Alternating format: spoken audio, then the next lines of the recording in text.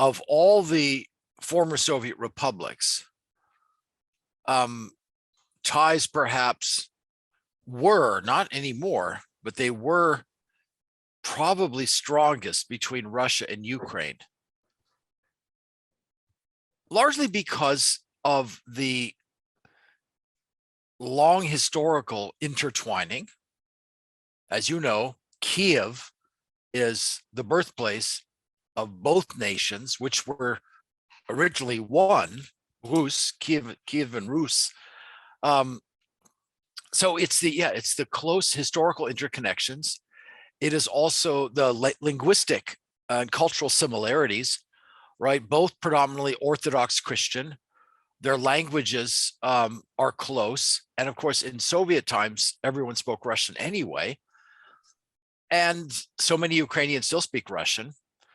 And I guess the third thing is probably more intermixing and intermarriage, right? More Russians who may have been born in Moscow or Krasnodar or somewhere in Omsk living in Ukraine, and Ukrainians living in Russia. It was always that way with families, cousins, uncles. And after the collapse of the Soviet Union, sometimes even more economic migration. Russia became a magnet for the poorer republics. So you would find many Central Asian workers in Moscow, especially dominating trades like, cleaning, what we call black jobs, right? The sort of bottom of the socioeconomic order. And then many Ukrainians working in construction and building, not just in Russia, elsewhere, but they seem to have a big presence in that sector. So yes, historic ties that go back to the past, linguistic, cultural ties that continue into the present, even family ties, and then in some cases, even strengthened economic ties. So those made the two republics, Russia and Ukraine, more closely intertwined than even Russia with Belarus, even than Kazakhstan with Kyrgyzstan, where there are also great similarities. That was a very close relationship. And even to this day, even in the midst of conflict, those family ties will remain. Those linguistic and cultural ties are strong. As we discussed last time, leaders in both countries seek to nationalize their people, to emphasize Russian nationalism, to emphasize Ukrainian nationalism, to emphasize their separateness. But they can't erase overnight what was built up over centuries. Do you think that the fact that Orthodox Church takes roots in Kiev, Orthodox Church influences those ties, or those ties are strong beyond, the religion? Well, the Orthodox churches are separate now, right? The Ukrainian Orthodox Church is autocephalous, but they still share Orthodox Christianity. I don't think it matters to ordinary Russians or Ukrainians where the patriarchate of their church lies. They're still worshiping in the same faith. For ordinary Russians and Ukrainians, that break is not as big a deal as it is to the political leaders and to the church leaders themselves. And they're squabbling over property and they're squabbling over where authority lies, but they're worshiping the same God in the same way. So another example of politics and elites trying to emphasize difference and separateness, but ordinary people not going along, or at least ordinary people remaining more alike and intertwined than their elites are. Mm-hmm. And of course, there's also a Uniate Church, so sort of a Catholic branch of Orthodoxy in Ukraine, especially in Western Ukraine. But though that part of the country was never integrated with Russia or close to Russia anyway. One of the questions I wanted to ask you is about Ukrainians who decided to teach their children Ukrainian after annexation of Crimea in 2014. They really focused on learning Ukrainian and speaking Ukrainian to their children. Yeah, I suppose it's natural given the political hostility and the war. I mean, what could be more hostile and destructive than war in dividing people? So, yeah, more and more, maybe not immediately, but of the younger generation will drift towards Ukrainization, we could say, Mhm. and the prevalence of the Russian language will decline. But again, it's not like Russian in Latvia, where it's absolutely indistinguishable, absolutely um, non-mutually intelligible. They're completely different languages. And if Russians decide to start using Estonian or Latvian more and their kids learn it, they gain citizenship, you can see the Russian language becoming a secondary, just a home language, but the Baltic languages dominate daily life. With Russian and Ukrainian, they're so close that the Russian will continue and persist even if the emphasis shifts to Ukrainization. Mhm. It wouldn't be as sharp a distinction. So, and look, even now, here's an indicator. I was looking at some polling results. Over recent years, as tensions have grown with Russia, when opinion polls asked Ukrainians, do they want to join the European Union? Of course, they said yes. That's what Maidan Revolution was all about. When you asked them, should Ukraine join Russia? Until very recently, barely 50% ever said yes. It was still always 49, maybe sometimes 51. And those polls don't include the Donetsk separatist region, and they don't include Crimea. If you included Donetsk and Crimea, you would have a majority of Ukrainians still saying no to NATO.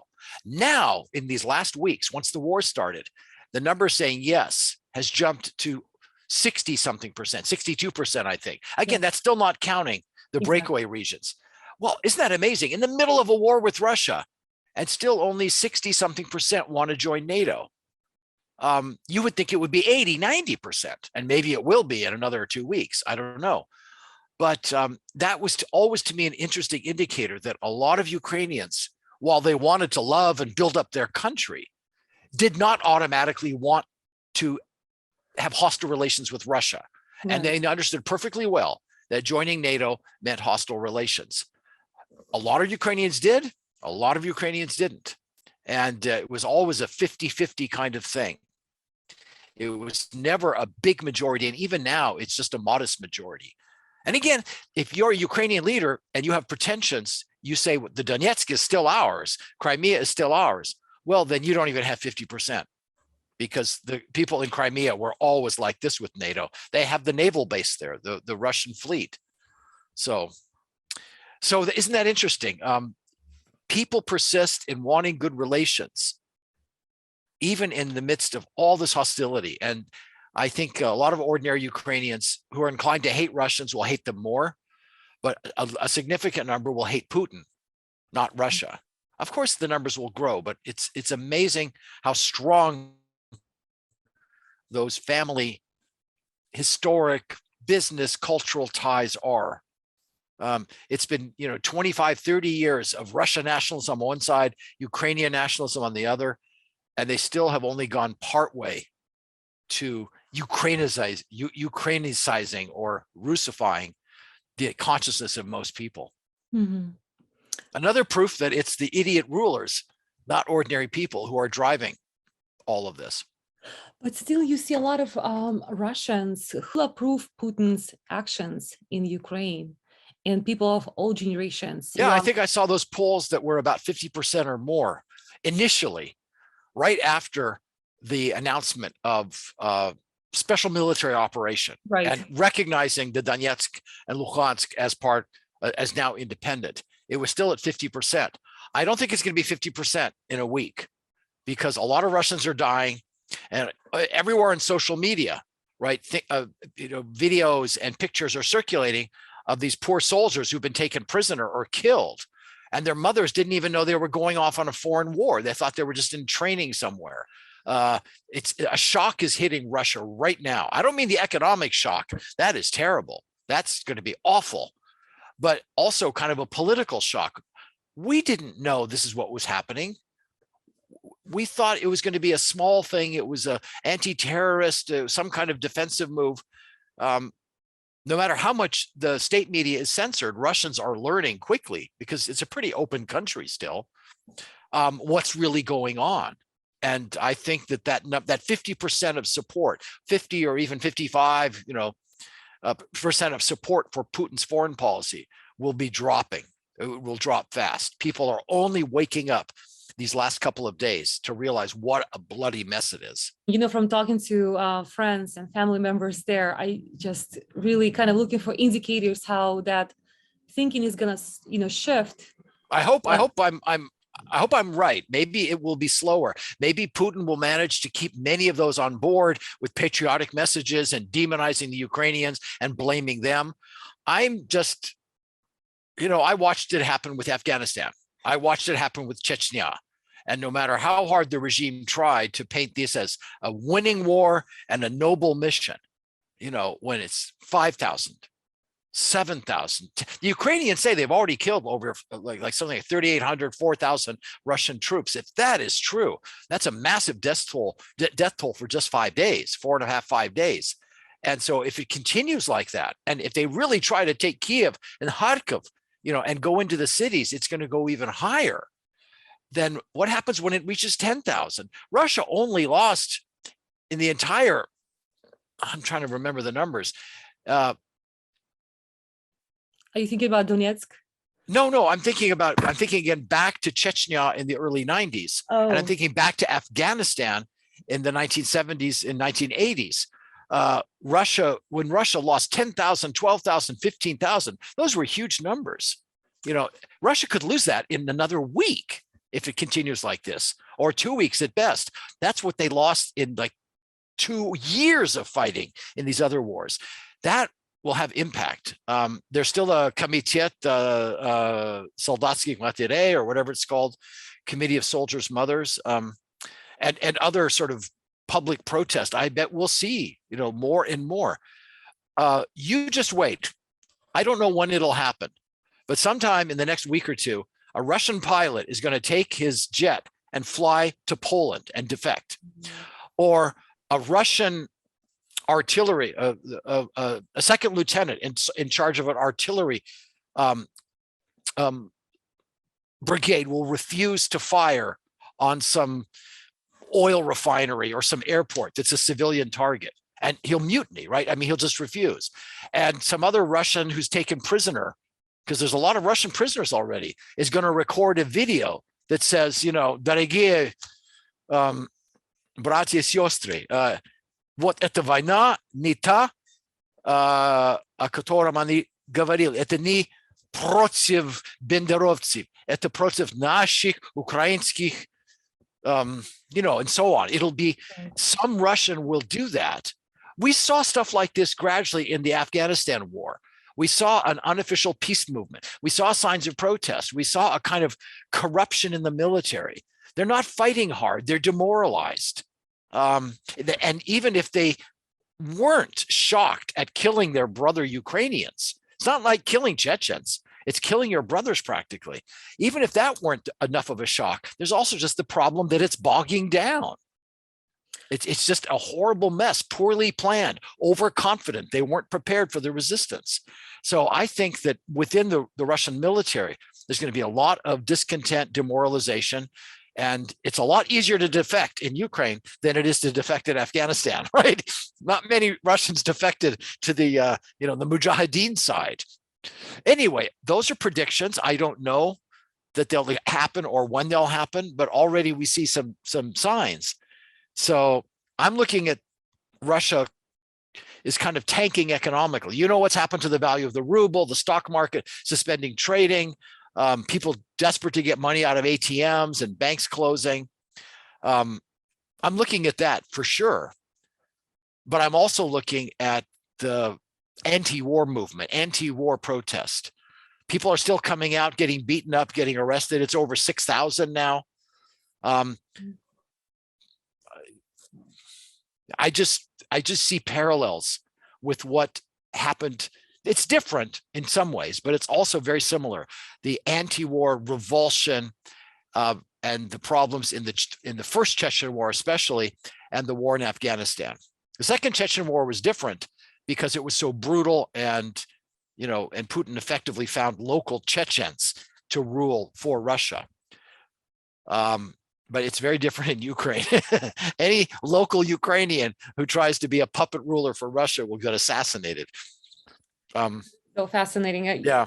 Anyway, I can't predict that part. All I can predict is that something that's so rotten as this will decay from within, and we'll lose popular support. We'll lose the support of soldiers, maybe officers, and will not be successful in the long run. How do you think Putin's message about Ukraine and Ukrainians has changed over the last few years? It's gotten more negative.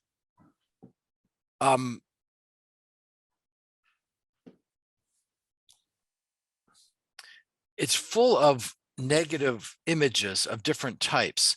One type is simply denying a Ukrainian separate national identity, a separate Ukrainian nationhood, and simply saying, you never were independent. You were always part of Russia. The fact that you have a country is an accident, right? So that's denying Ukraine the dignity of being a separate nation state, and saying you're an accidental people. You're really lucky. You're part of us, and you don't deserve independence. That's one message. Of course, another message that has intensified in tandem. That one has intensified. Another one that's intensified is that Ukraine of today is a puppet of the West, is run by neo-fascists, drug addicts, Benderovtsi, far-right extremists who hate Russia, who are out to kill Russians. At the same time, which is, of course, an extremely negative image, and it's extremely grossly exaggerated. There is a hard right fringe in Ukraine, but it's not in power. As we all know, Zelensky is a Jewish guy from the East who grew up speaking Russian. But within that negative message, there's a third negative message, which is sort of saying, you Ukrainians are sheep. Even if we don't hate you as people, you are being ruled over by an American puppet or a NATO puppet or a neo-fascist. And the Ukrainians say, no, we voted for that government. It represents us. You're not only denigrating our leaders, you are humiliating us when you say that we are just some kind of sheep who don't know where we're being led. So all three of those, again, denying historical statehood, blackening the entire government as a gang of thugs and neo-fascists, and in so doing, denigrating the people as sort of mindless sheep. All three of those themes have strengthened in recent years. Putin might say, with regard to the second of them, no, we like you Ukrainian people. You're our brothers, our younger brothers. You just have bad leaders. But the Ukrainian answer is, no, we have the leaders we want. They're good leaders. You're the bad leader. Mm-hmm. In his own mind, what I'm saying is Putin might not think he's being as derogatory as he is. But of course, he's not thinking about, Ukraine as a people with dignity. He's thinking about his paranoia with NATO. He's thinking about his anger at the Maidan Revolution, at the European Union and NATO for trying to bring Ukraine in and pull it away from Russia. That's what makes him angry. He didn't start all this because he cares about history or identity. That's been added on. That's become a justification, a rationalization for what at its heart is a geopolitical anger. That I'm convinced of. Mm-hmm. Well, it's so interesting. You mentioned the word anger. I've been thinking about it lately because we all know that Putin has his past working for KGB and being really good at masking his emotions. And when people say he is angry, it's sometimes easy to think that it's just a bluff because he knows how to hide his emotions. Do you think Putin is really angry right now, or he is just trying to, look like he is angry? I don't know. You're right to be suspicious, because a lot of people are taking him absolutely literally. They're saying, look how angry he was. Look at his body language. Look what he's saying, these crazy theories about history. Look how irrational he is. He's lost it. He's come unhinged. He's become irrational. He's not the Putin we knew in the past, who was careful and calculating. Okay, that might be true, but it absolutely might also be true that he's appearing irrational, that he's acting like he's lost control of his emotions and all the rest to keep the West off balance. When you're brandishing a nuclear threat, it's good to look a little crazy. Our own president, you might not know this history, but President Richard Nixon in 1973, right, there was the Mideast War, the Yom Kippur War, October War. Israel was attacked by combined Egyptian and Syrian forces. We were supporting Israel, of course. The Soviets were supporting Egypt and Syria. And at some point, the tide of battle was turning. And I think the Soviets were sending over a couple of planes full of bullets or guns or something. Not nuclear weapons, just conventional weapons. And Nixon, our president at the time, together with his Secretary of State, Henry Kissinger, he was Secretary of State, they kind of crafted a strategy where Nixon would look like he was going crazy. And Nixon, guess what he did? He raised the nuclear alert. He did exactly what Putin did now. And the Soviets are like, what the hell? This is just normal. You're sending arms to Israel. We're sending, these aren't nuclear weapons. These aren't missiles. They're just small arms. Why on earth are you raising the nuclear alert?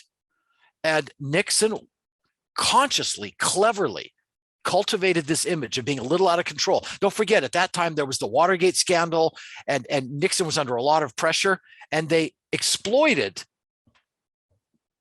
that image, that fear of the unstable Nixon, to make the Soviets back off, that he might actually launch a nuke. All of our ambassadors were saying, psst, we don't know what he's doing. The guy's gone crazy. Be careful. We can't control him. So is Putin doing a little bit of that? In some sense, that's the question you're asking. He's always been in control of his emotions. He's always been carefully calculating. Either we have to agree that he's just changed in isolation with COVID, all this stuff we're being told, and he's come unhinged a little bit. This is like his final spasm, his way of getting back at the West.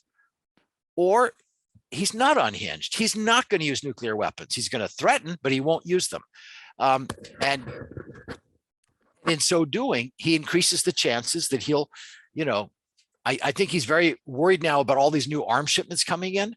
And there's even talk, since the Ukrainians can't fly American jets, NATO jets, because they only have experience with Soviet, with MiGs and Sukhoi.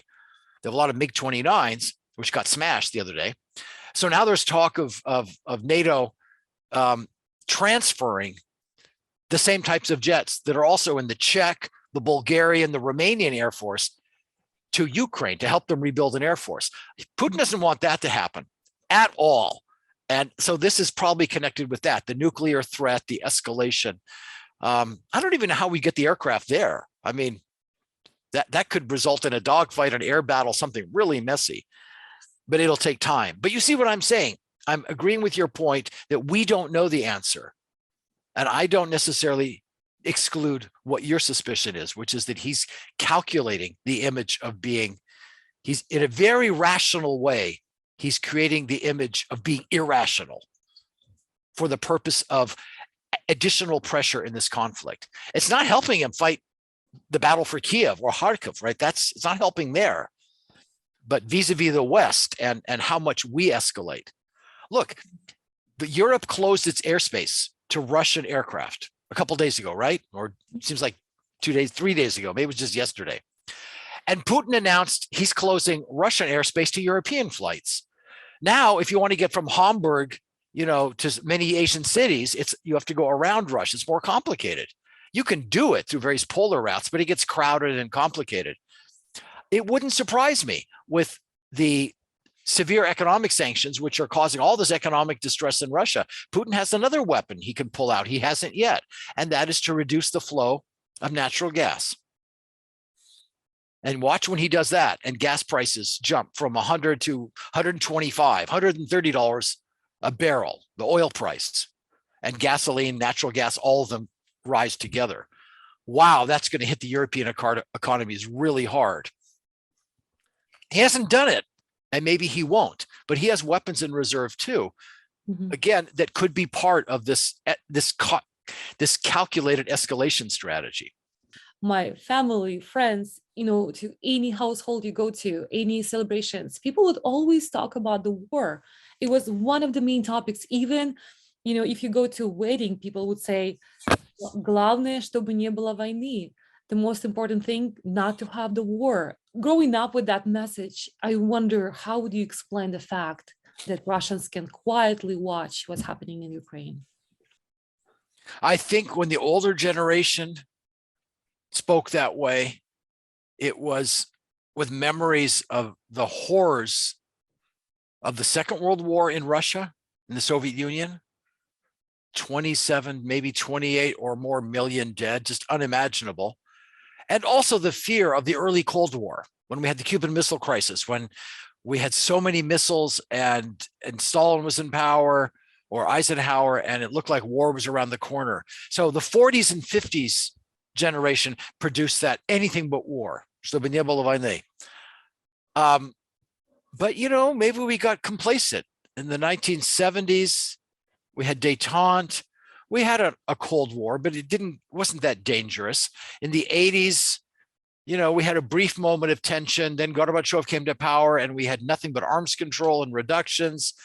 And since then, another 30 years have passed. And the only wars Russia has had have been small and either victorious or portrayed as victorious to minimize the costs, right? So Chechnya, the Second Chechen War, didn't affect most Russians, and they defeated the Chechen rebels. A brief conflict with Georgia, Russia in Syria, all of these were very different from the mass destruction of the Second World War.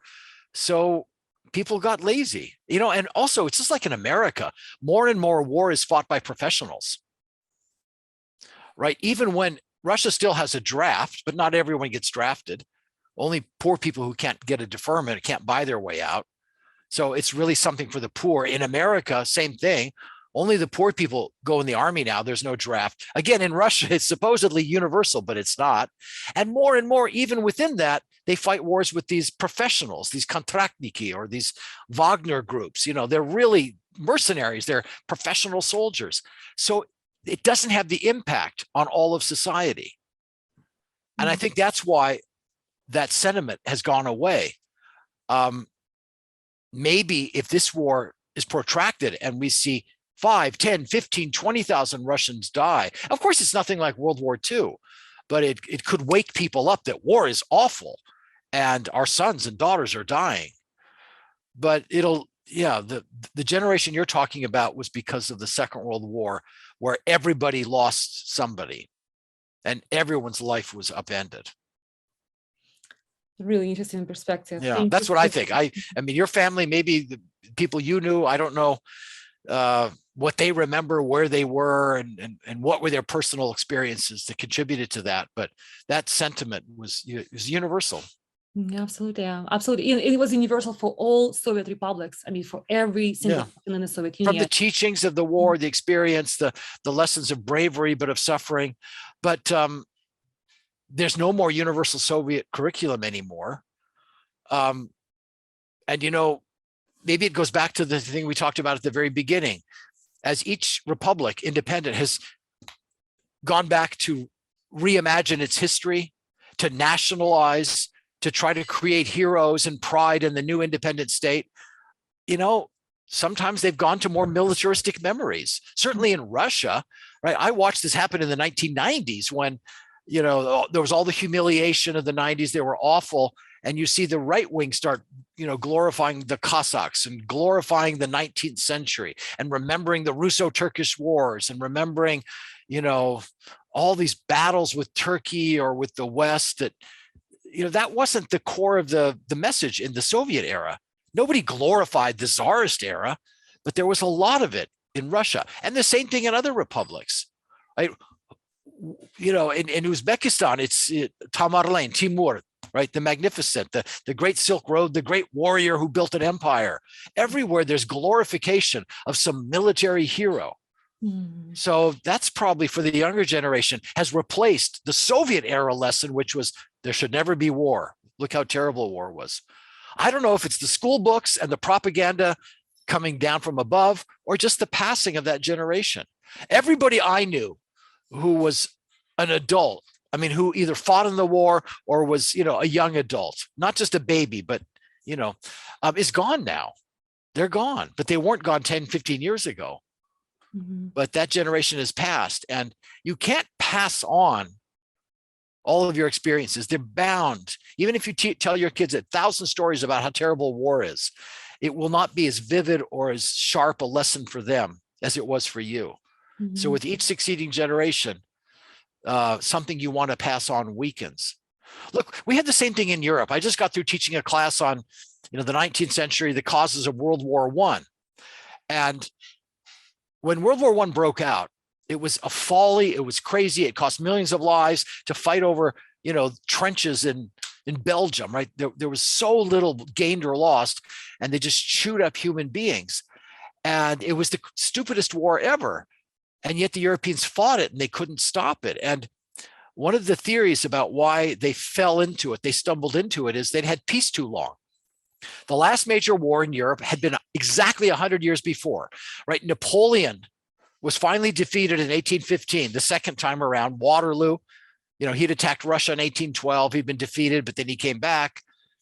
And finally he was defeated. It was all over in 1815. They had a Congress, the big peace Congress that set up the European diplomatic system, and no major war for 100 years. Yeah, there was the Crimean War, but that was in Russia. That was off to the side. And they had a couple of small skirmishes, the Franco-Prussian, but they basically had no major war for 100 years. And the theory is that people forgot how bad war is.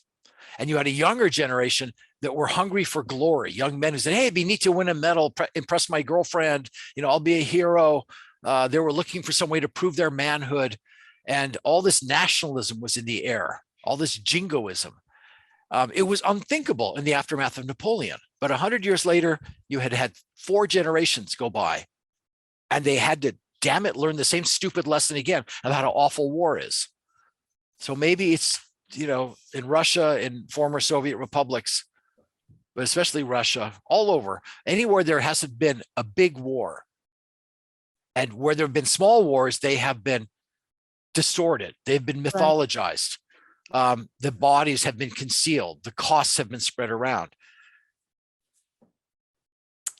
That might be the reason. I don't know more than your guess is as good as mine. You have relatives and experience too. It's interesting. You mentioned the 90s, and I thought this is just really interesting how one of the reasons Russians support Russia is because they say, we don't want to go back to the 90s. We don't want to have, that's what I heard, again, from folks in Russia. We don't want we don't necessarily like Putin, they say, but we don't want to lose him because we don't know what's going to happen next. After Putin, it's going to be, it might be just complete chaos. And we will experience economic collapse that happened in the 90s. And I think now with the sanctions with this war, there's a big chance that Russian economy is going to be hit really hard. Yes. And what's going to happen next? Maybe. Yeah, that might, it's true for a lot of people, especially people over 40, 50, who really remember the 90s well. Putin saved the country. It was terrible. It was collapsing. It was the corruption, the crime, the poverty were everywhere. And Putin came in, and it helped that there were high oil prices, but he also just, made the oligarchs pay their taxes, and he devoted a lot of money to rebuilding hospitals and trains and infrastructure. Russia improved a lot in the 90s, and people don't want to go back to that. And now he's going to give them the 90s anyway, thanks to this collapse caused by the isolation and the sanctions. So I think that reason for supporting Putin, he's destroying it himself, right? If we see another financial collapse. He came in right after, the 90s were horrible, and right at the end in 98, 99, there was a complete financial collapse. Russia defaulted, everyone lost all their money, and they were back in the toilet after 10 years of reforms, and nothing had gone anywhere. And then Putin comes in, and he has 10 years of growth, of improvement, rising salaries. Since then, it's been kind of, flat, and now it's going to go down again. So the Putin myth, as the only one who can prevent the chaos of the 90s and a recession or a depression, he's destroying it himself with help from the West, of course, but he's provoked it. And besides, that myth is outdated. I'm the first one to admit that Putin did a lot of good in that first 5 years because he cleaned up the banking system somewhat, and they passed laws on ownership of land, and Russia joined the World Trade Organization. He did a lot of stuff that was exactly what, Wall Street wanted him to do, exactly what macroeconomic reform required. But then, since then, it's been stagnant. And since then, a new bunch of oligarchs has come in, right? I mean, he got rid of a lot of the oligarchs. There's no more Berezovsky, there's no more Gusinski, there's no more Khodorkovsky, and a bunch of others. But now we have, Abramovich and Deripaska, and it's kind of another world of oligarchs. And they're bleeding. They're not bleeding Russia, but they gain enormous wealth. Much of it should go to the people, but it doesn't, because they're fantastically wealthy, and Putin permits that in order to buy their loyalty. So maybe we're sliding back into a kind of more 90s economy. The corruption has grown, the oligarchs are entrenched, and now we're going to have collapse and bank runs on the bank and stock market collapse.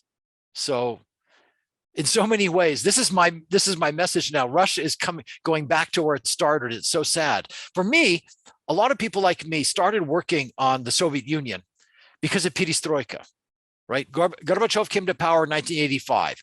Already by 86, 87, it was obvious something new was happening. And that's when many of us began our academic careers. And we had these fantastic political reforms, the end of the Cold War, the cutting of military spending, the cutting of the nuclear threat. And then Russia began this democratization of free markets. And since then, everything has eroded, and Putin politically has taken the country back. Gradually, the free press has eroded, free speech, free elections. Little by little, Putin has clamped down on everything. And now he's destroying the last of Gorbachev's legacies, which was good relations with the West. I mean, we're literally, I look at the country now and say, oh my God, it's like, how was it different from when I started 40 years ago? It's not called the Communist Party, but he's cracking down more. They're going to censor the internet. The control at home will become more and more like Soviet style censorship and control, more political prisoners, and bad relations with the West, and an economy that's not free. I don't think Putin's trying to take over the former Soviet Union. I still don't buy that. That's silly, that he wants to conquer the Baltics and Central Asia. Of course, he doesn't want to do that. He doesn't need to do that. He's obsessed about Ukraine for a particular reason, and we understand what it is. It's what we're talking about. It's the unique strategic as well as historic relationship. So I don't think he's trying to recreate the Soviet Union. People who say that don't understand much at all. It's a cartoon. But it doesn't matter. He's acting Soviet, and for the lives of Russians, it's becoming more and more Soviet. Belarus never was non-Soviet. Belarus never reformed that much, and Lukashenko might as well have a hammer and sickle everywhere he goes. So yeah, I don't know. I'm just digressing a bit here, but yeah, it is kind of depressing to think one by one, the economic reforms of Gorbachev, the political reforms, and now the foreign policy reforms. They're all being completely undone. It's just a full cycle. And the country is going back to a dark place for some time. Now the only question is, how long will Putin last, right? It took years for the discontent over Afghanistan, but there was no social media then, and there was no cell phones then. And, maybe everything is sped up now. But how does Putin remain in power? With violence, with threats, when people are angrier? I may be getting ahead of myself. It may be that you're right, that half the country will continue to support him, even through these really bad times that are coming. But I think it's going to erode. I think no matter what fake polls they release, his popularity will fall below 50%. Support for the war will fall way below 50%. And unless he can end it quickly and the economy rebounds and sanctions are removed, life will be bad. I remember when I was traveling to Moscow last time, 2 years ago, before the pandemic, somebody asked me to write a story about how Russian women dress. And I remember I got to Moscow and I was like, they just dressed exactly how they dress in New York, or Chicago or Los Angeles, Yeah, you no know, different. Yeah. no difference. You know, there's like a lot of really beautiful coffee shops and restaurants and movie theaters. It's just, you know, another European city. So I really wonder how things are going to change in the next few years.